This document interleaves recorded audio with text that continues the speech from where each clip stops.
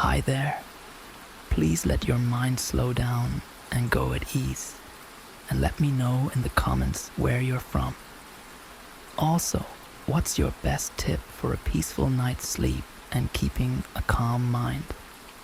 Whether it's a relaxing bedtime ritual, a favorite book, or a mindfulness practice, your advice could be just what someone needs. The reflection. That wasn't mine. When I first moved into my new apartment, I loved the large vintage mirror that hung in the bedroom.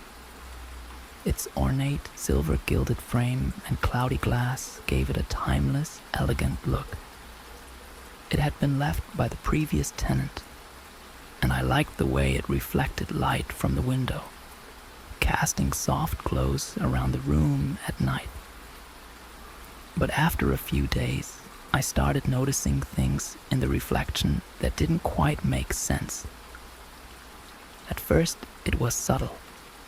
I'd catch glimpses of movement, a shadow that didn't match my own, a faint outline hovering in the background. But each time I looked closer, it was gone, leaving only my reflection staring back at me, my face slightly paler, my eyes slightly wider. I told myself it was nothing, just a trick of the light, maybe an effect of the glass being old and warped. But the strange movements continued, becoming more defined, more deliberate. One night, as I was getting ready for bed, I caught a glimpse of something that froze me in place. In the reflection, I saw myself standing by the mirror as usual, but behind me was a figure. A woman, faint and ghostly, her face hidden in shadow, her head tilted as though she were studying me. She was wearing a long, dark dress, her hair hanging loose around her shoulders, and her posture was unnaturally still, her gaze unblinking. I turned around, my heart pounding, but the room was empty. I felt a chill crawl down my spine, a sense of dread seeping into my bones, and when I looked back at the mirror, the woman was gone. I tried to brush it off, to tell myself it was just my imagination, but the memory of her face lingered, filling me with an unease that I couldn't shake. Over the next few nights, the woman continued to appear, always in the mirror, always watching, her expression growing more sorrowful, more desperate. I began to avoid the mirror, glancing at it only when necessary. But each time, her presence grew stronger, her figure more defined, as though she were stepping closer, trying to reach through the glass. One evening, I decided to confront her. I stood before the mirror, staring into the glass, waiting, my heart pounding, my hands trembling. For a moment, there was nothing. Only my own reflection, my face pale, my eyes wide. But then, slowly, she appeared, emerging from the shadows, her gaze locking onto mine with an intensity that made my skin crawl. "Who are you?" I whispered, barely able to keep my voice steady.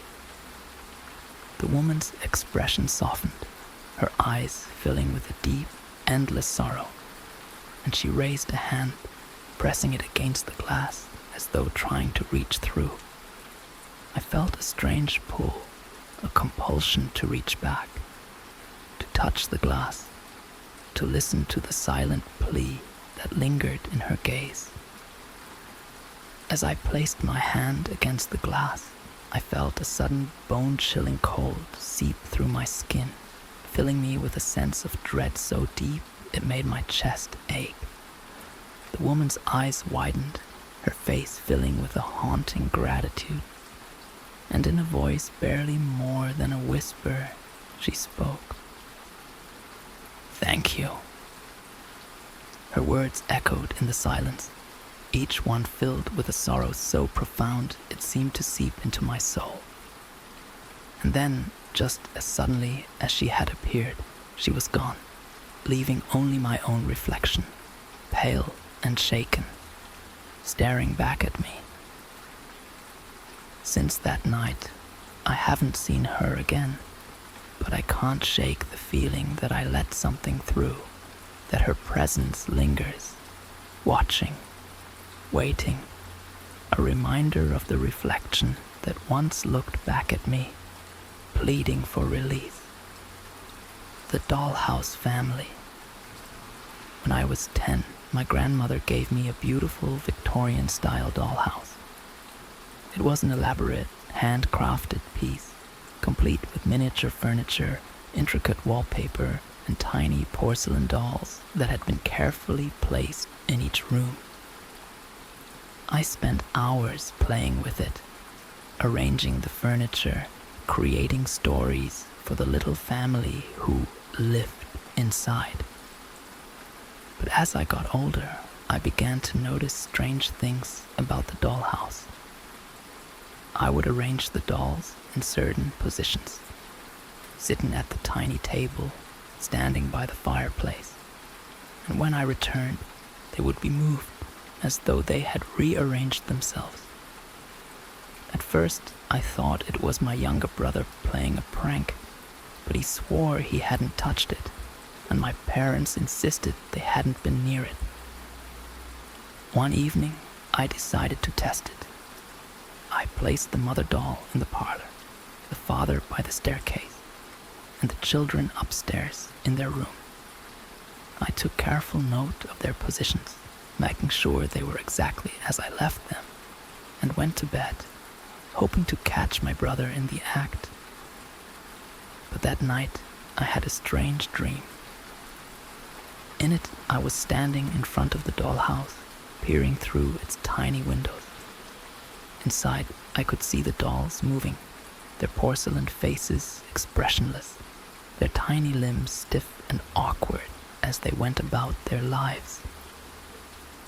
The mother was sitting by the fireplace, her blank gaze fixed on the father, who stood by the window, staring out into the darkness.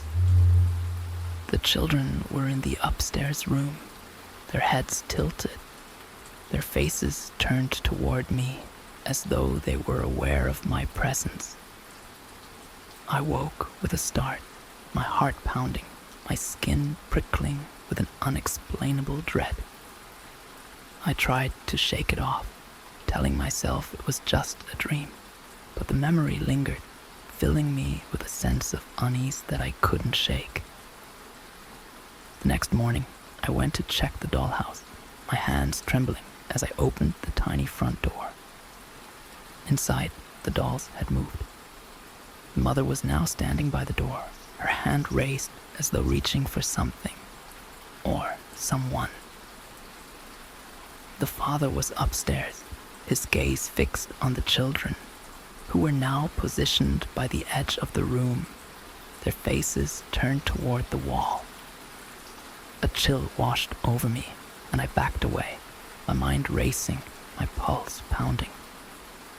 I felt as though I were intruding, as though the dolls were aware of me, watching, waiting. Desperate for answers, I told my grandmother about it, hoping she'd have an explanation. Her face grew pale, her expression darkening, and she shook her head, her voice barely more than a whisper. That dollhouse, it was given to me by my mother, and to her by hers. They say it holds the spirits of a family who died tragically, bound to the house, cursed to live out their lives within its walls. I put the dollhouse in the attic that day, too frightened to keep it in my room. But even now, I can still feel their presence, sense their gazes, hear their faint whispers echoing through the walls, a reminder of the tiny family that lingers, forever bound to the dollhouse. The whispering attic. When my family moved into an old house on the outskirts of town, I immediately felt a strange pull toward the attic. The house was large, with creaky floors and high, echoing ceilings. And though my parents found it charming, I couldn't shake a feeling of unease. But the attic was different. There was something about it that seemed to breathe, to pulse with a silent, watchful energy. The attic was accessed through a small, rickety staircase hidden behind a door in the hallway. From my room, I could sometimes hear faint sounds coming from up there, soft creaks, an occasional thud, and if I listened closely enough, something that sounded eerily like a whisper. My parents dismissed it, saying it was just the house settling, but each night the noises grew louder, more insistent, filling the air with an eerie, hollow echo. One night, curiosity got the better of me. I waited until my family was asleep, then crept up the narrow staircase, holding a flashlight as I made my way to the attic. The door creaked as I opened it, and the air inside was thick and cold, filled with a damp, musty smell that made me shiver. Shadows danced across the walls, thrown by the beam of my flashlight, and I felt a strange, unnerving sensation, as though I were being watched. I wandered through the cluttered space, stepping over old boxes and furniture covered in dust sheets. The room was silent, save for the faint sound of my own breathing. But as I moved deeper into the attic, I heard it, a soft, whispering voice, barely audible, drifting through the darkness. "Help me!" I froze, heart pounding, and listened. The voice was faint, filled with a sorrow so deep it made my chest ache, and it seemed to come from somewhere just beyond my line of sight. I took a few steps forward, the floorboards creaking beneath my weight, and the whisper grew louder, filling the air with a haunting, echoing sound. "Please, find me." The words sent a chill down my spine, and I felt an overwhelming urge to turn back, to flee. But something compelled me to stay, to listen, to understand the plea that lingered in the air. I followed the sound, making my way to the far corner of the attic, where a large, ancient-looking trunk stood, covered in dust.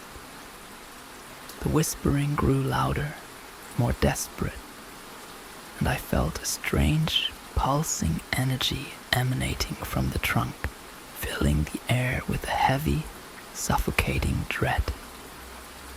My hands shook as I reached for the lid, lifting it slowly, heart pounding.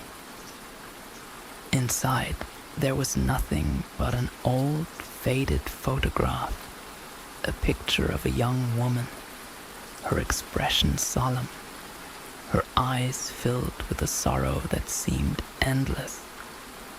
I stared at the photograph, feeling a strange sense of recognition, a familiarity that I couldn't explain. And then, in a voice barely more than a whisper, the woman spoke. "Thank you for finding me." The words echoed in the silence, each one filled with a haunting, hollow gratitude that made my chest ache. I closed the trunk, backing away, and fled down the stairs, leaving the attic and its secrets behind. Since that night, the whispers have stopped, the attic falling silent, as though the spirit has finally found peace. But sometimes, late at night, I still hear faint sounds drifting down from above.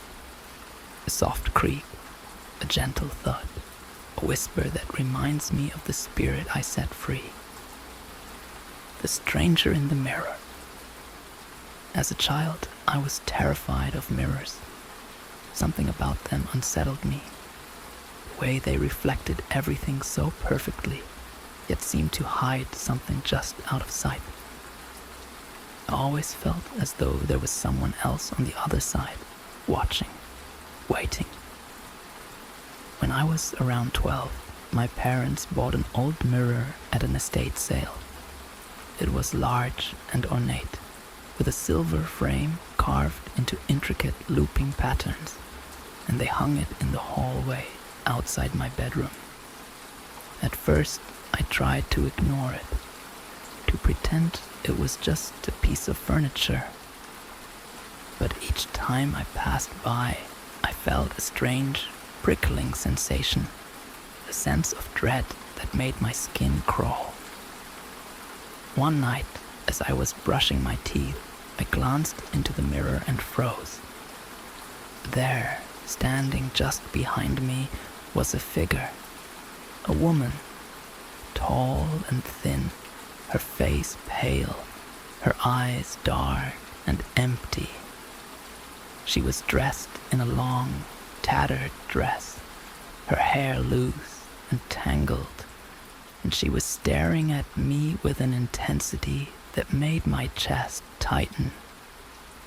I turned around, heart pounding, but the hallway was empty. When I looked back at the mirror, the woman was gone, leaving only my own reflection, wide-eyed and pale. I told myself it was my imagination, that it was just a trick of the light, but the memory lingered, filling me with an unease that I couldn't shake. Over the next few weeks, the woman continued to appear, always in the mirror, always just behind me, her expression growing more sorrowful, more desperate. I began to avoid the hallway, glancing into the mirror only when absolutely necessary. But each time, her presence grew stronger, her figure more defined, as though she were stepping closer, reaching out, trying to bridge the gap between our worlds. One night, unable to ignore it any longer, I decided to confront her.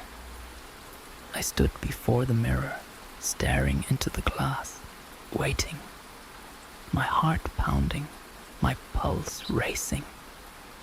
For a moment, there was nothing, only my own reflection, my face pale, my eyes wide with fear.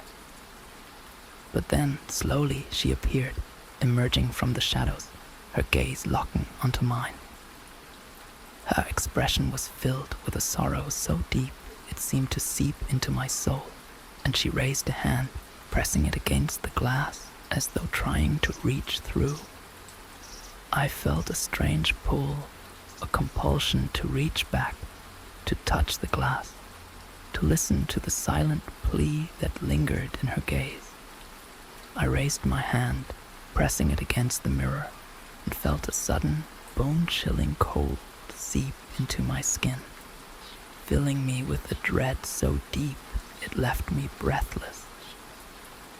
The woman's gaze softened, her eyes filling with a haunting gratitude, and in a voice barely more than a whisper, she spoke. "Thank you." Her words echoed in the silence, each one filled with a sorrow so profound it seemed to seep into my bones. And then, just as suddenly as she had appeared, she was gone, leaving only my own reflection, pale and shaken, staring back at me. Since that night, I haven't seen her again, but I can't shake the feeling that she's still there, lingering just beyond the glass, watching, waiting, a reminder of the spirit I set free.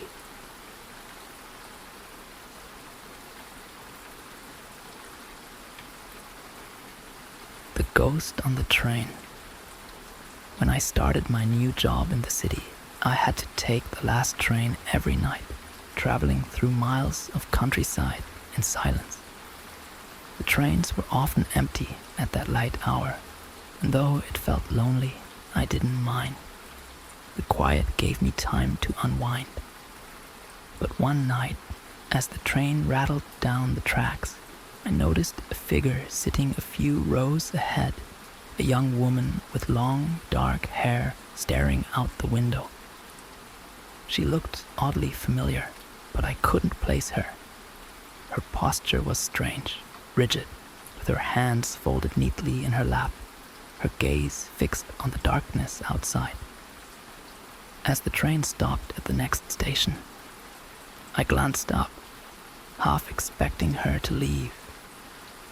But she remained seated, her expression blank, her eyes unblinking as the train continued its journey. Over the next few nights, she was always there, in the same seat, her presence unsettling yet oddly comforting. I tried to convince myself it was nothing, just another commuter on the late-night train, but something about her was wrong. Her clothes seemed out of place, old-fashioned, almost antique, and her movements, when she made them, were stiff, mechanical, like a doll brought to life. One evening, I finally mustered the courage to approach her.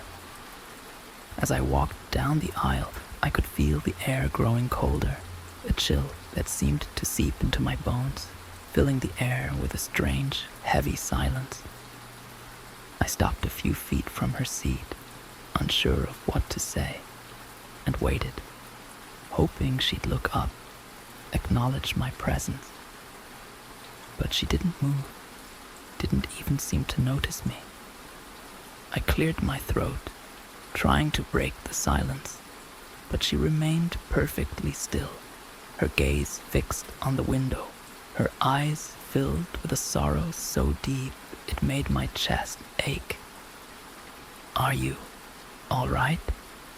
I finally asked, my voice barely more than a whisper. She didn't respond, didn't react, but as I watched, I saw something that made my blood run cold. Her reflection in the window wasn't right. Her face was blurred, her features distorted, like a photograph that had been smudged. Her eyes hollow, empty, filled with a darkness that seemed endless. I stumbled back, heart pounding, and hurried back to my seat, unable to shake the feeling of dread that clung to me, heavy and suffocating. I avoided her for the rest of the journey, but each time I glanced up, I could see her sitting there, her gaze never leaving the window, her reflection flickering like a shadow caught in the wind. That night, I had strange dreams. Visions of train tracks winding through darkness, of shadowy figures standing by the side of the tracks, watching, waiting. I woke with a start, my heart pounding, my mind filled with the memory of her hollow, empty gaze. The next night, she wasn't there. Her seat was empty, the train silent. But as we passed by a dark stretch of track, I saw her, standing by the side of the tracks, her gaze fixed on the train, her expression filled with that same haunting sorrow. Since that night, I've taken an earlier train, hoping to avoid her ghostly presence.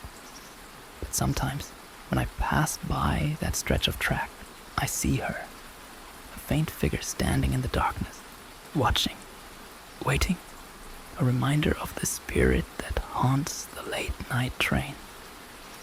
The night visitor. When I moved into my new apartment, I was excited to finally have a place of my own. The building was old but well kept, with a charming vintage feel that made me feel at home. But after a few nights, I noticed strange things happening around the apartment. Small, almost unnoticeable at first. Sometimes I'd wake up in the middle of the night to find the curtains swaying, as though someone had brushed past them, or a faint, lingering scent in the air that I couldn't quite place. A smell like damp earth and old flowers. My keys would go missing, only to turn up in odd places, and lights would flicker, casting eerie shadows over the walls. One night, as I was drifting off to sleep, I heard it, a soft, faint tapping, coming from somewhere just beyond my bedroom door. The sound was rhythmic, deliberate, filling the air with a hollow, echoing beat that made my skin prickle. I lay there, heart pounding, listening, hoping it would stop. But the tapping continued, growing louder, more insistent, as though someone or something were trying to get my attention. I finally gathered the courage to get up, my hands shaking as I opened the bedroom door, stepping into the dark, silent hallway. The air was cold, thick with an oppressive energy that seemed to seep into my bones, filling me with a sense of dread I couldn't explain. I took a few steps forward, holding my breath, and that's when I saw it. Standing at the far end of the hallway was a figure, a man, tall and thin, his face hidden in shadow. He was dressed in dark, old-fashioned clothing, his posture unnaturally still, his gaze fixed on something just beyond me.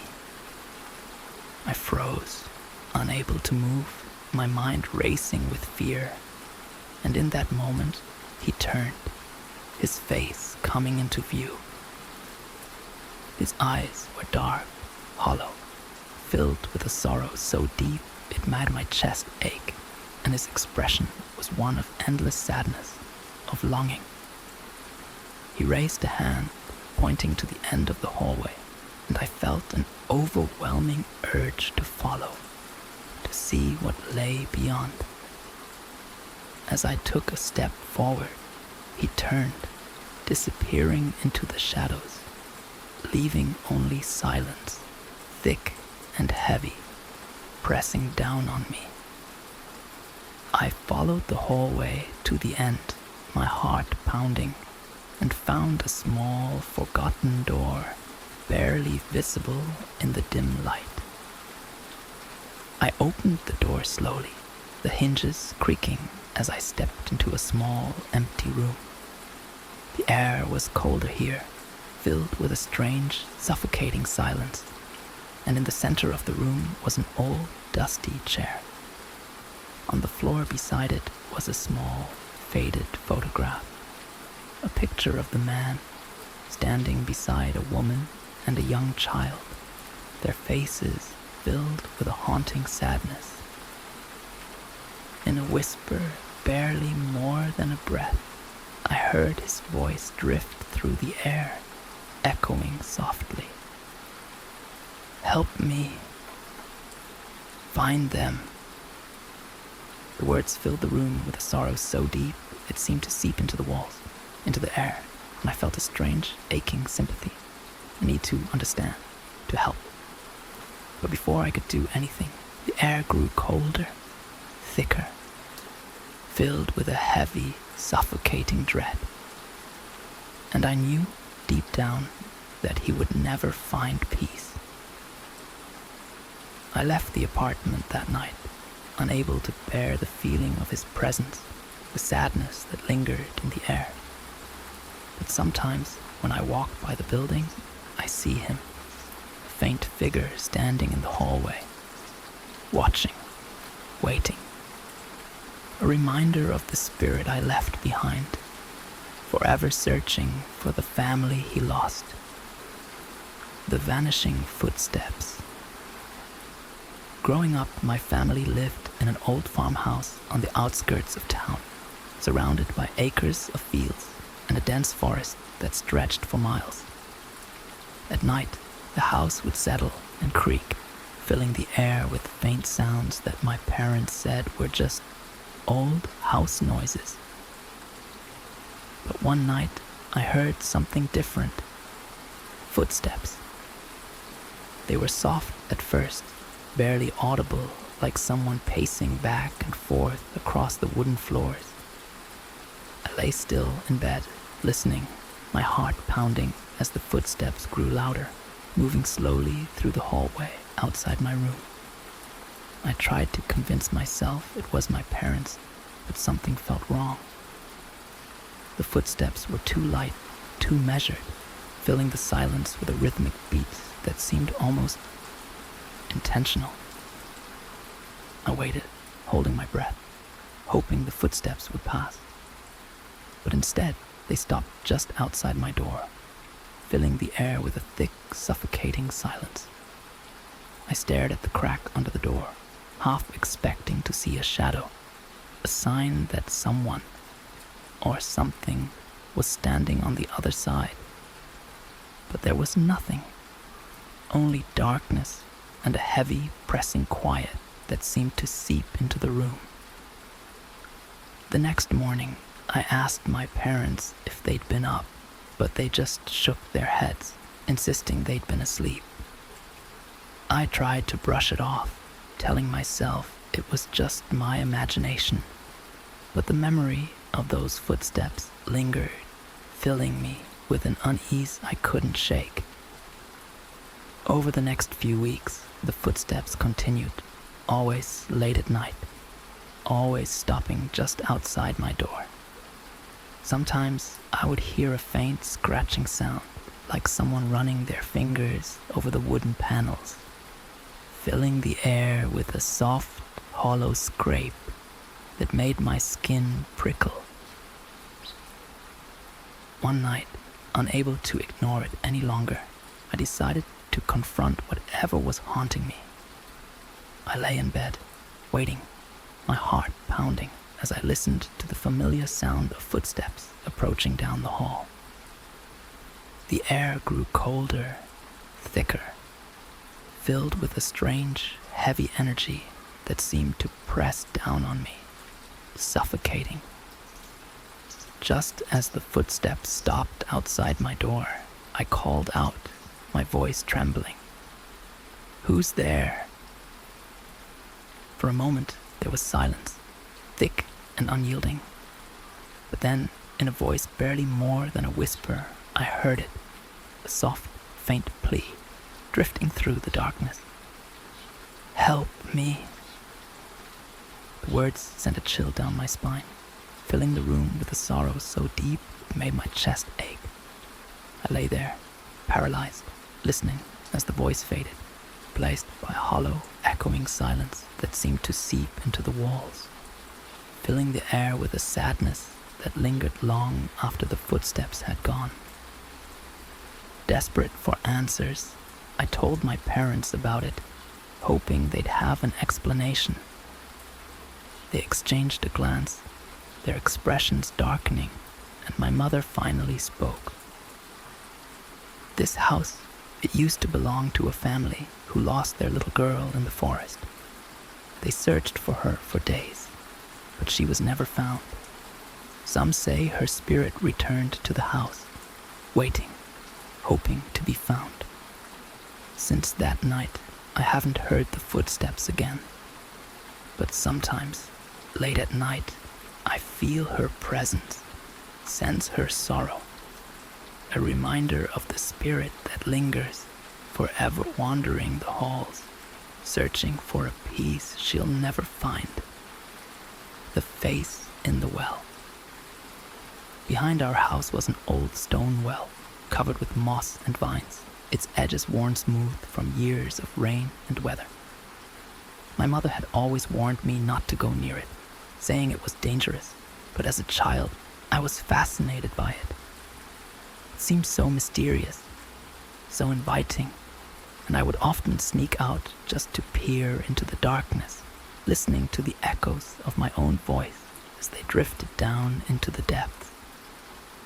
One evening, just as the sun was setting, I leaned over the edge of the well, calling out, waiting for my voice to return. But instead of my own voice, I heard something else, a faint, hollow whisper, barely audible, like a voice speaking from somewhere deep within the earth. I froze, my heart pounding, straining to listen. But the voice faded, replaced by an eerie, heavy silence. The next day I returned, unable to resist the pull of the well. I leaned over the edge, peering into the darkness, and called out again. This time I heard it clearly, a soft, pleading voice, filled with a sorrow so deep it made my chest ache. Help me. The words echoed through the well, drifting up from the depths, and I felt a strange, overwhelming urge to reach down, to help whoever or whatever was trapped inside. But something held me back, a deep, instinctual fear that told me to run, to leave, to never look back. But each day, the voice grew louder, more insistent, filling the air with a haunting, desperate energy that made it impossible to ignore. I would hear it at night, drifting through the stillness, a soft, sorrowful whisper that echoed in my mind, calling to me, begging for release. One evening, unable to bear it any longer, I took a flashlight and returned to the well. I leaned over the edge, shining the light down into the darkness, hoping to see the source of the voice. But as the beam reached the bottom, I saw something that made my blood run cold. Staring back at me, barely visible in the dim light, was a face, pale, hollow, her eyes wide and filled with a sorrow so deep it seemed endless. She reached up, her hand outstretched, her expression filled with a haunting desperation, and in a voice barely more than a breath, she whispered, "Please, help me." I stumbled back, dropping the flashlight, and ran back to the house, my heart pounding, my mind reeling. I tried to tell my parents, but they brushed it off, insisting it was just my imagination, a trick of the light. But since that night, I haven't gone near the well. Sometimes, when I'm outside, I feel her gaze, heavy and unblinking, watching me from the shadows. And sometimes, in the dead of night, I hear her voice, faint but constant, a reminder of the spirit that lingers, forever bound to the darkness of the well, waiting for someone to set her free. The crying from the walls. When my family moved into an old townhouse in a quiet neighborhood, I was instantly drawn to the charm of the place. The house was tall and narrow, with wooden floors that creaked and walls covered in faded wallpaper that seemed like it held countless stories. But after only a few days, I started noticing something strange. At night, when the house was silent, I'd hear a faint, muffled crying coming from the walls. At first, I thought it was just the wind, or perhaps the old pipes. But the sound grew louder, and each night it seemed to come from different parts of the house, drifting through the walls, filling the rooms with a soft, sorrowful sobbing that made my chest tighten. The crying was faint, barely more than a whisper, but there was something in the tone, something so filled with grief that I found it impossible to ignore. One night, unable to take it any longer, I pressed my ear against the wall, trying to hear more clearly. The crying grew louder, as though someone were standing right on the other side, their voice filled with a sadness so deep it felt like it was seeping into the air around me. I wanted to call out, to ask who they were, but fear held me back, rooting me in place. The next morning, I mentioned it to my parents, but they brushed it off, saying the house was just old and settling. But I couldn't shake the feeling that something was wrong, that the crying was more than just an old house making noises. The crying continued, growing louder each night, filling the house with a haunting, hollow sound that echoed through the silence. I would lay awake, listening, feeling as though someone were reaching out from the other side, their sorrowful voice calling to me, begging to be heard. Finally, one night, I followed the sound to the basement, where it seemed loudest. The basement was dark and cold, filled with shadows that seemed to stretch and shift as I made my way down the creaky stairs. The crying was louder here, more desperate, filling the air with a sorrow so profound it made my chest ache. In the far corner of the basement was an old door, barely visible in the dim light.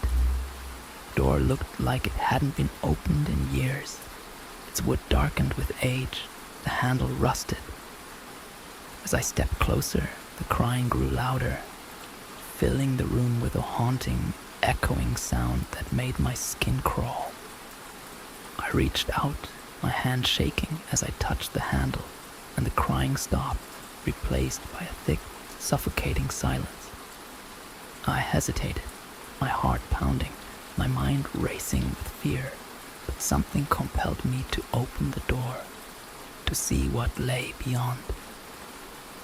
Inside was a small, empty room, filled with dust and cobwebs, the air heavy with a damp, musty smell. But in the center of the room was a small, faded photograph, lying on the floor as though someone had placed it there long ago. The photo was of a young woman, her expression solemn, her eyes filled with a deep, haunting sadness. I felt a chill crawl down my spine as I stared at the photo, and then, in a voice barely more than a whisper, I heard it, the woman's voice, filled with sorrow, echoing softly through the room. "Please, help me." Her words sent a chill through me, and I backed away, heart pounding, my mind racing. I left the basement, shutting the door behind me, but since that night, the crying has stopped. The house is silent now, but sometimes, late at night, I feel her presence, a heavy, sorrowful energy that fills the air, a reminder of the spirit I found in the walls, the woman who lingers, waiting for someone to help her find peace.